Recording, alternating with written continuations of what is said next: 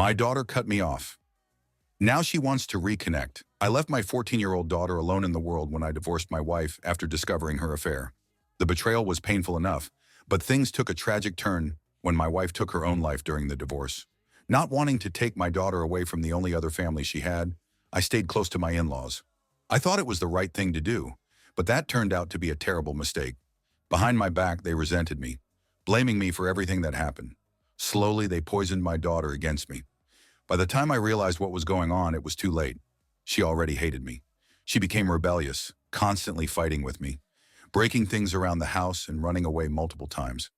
I tried to sit her down and explain what had really happened, but she refused to believe me. No matter what I said, my words didn't matter. Eventually, I reached my breaking point.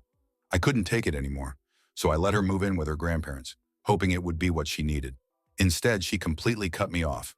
The relationship between us was shattered, and I felt like I had lost everything. At that point, I had nothing left keeping me there, so I moved to Canada to try to rebuild my life. I focused on starting over, though the pain of losing my daughter never fully went away. Recently, my father passed away, and I planned to fly back home for the funeral. But then my brother warned me.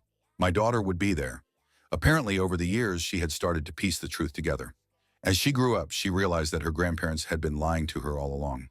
Now an adult, she had cut all ties with them and had been rebuilding relationships with my brother and father. They had protected her from reaching out to me earlier because, at the time, I was still struggling to put my life back together. Now she wants to see me again. After all these years, she finally knows the truth, but part of me doesn't know how to feel about it. I lost my daughter once, and I'm not sure if I can open myself up to that pain again. Should I forgive her for turning her back on me? Or is it too late to fix what was broken?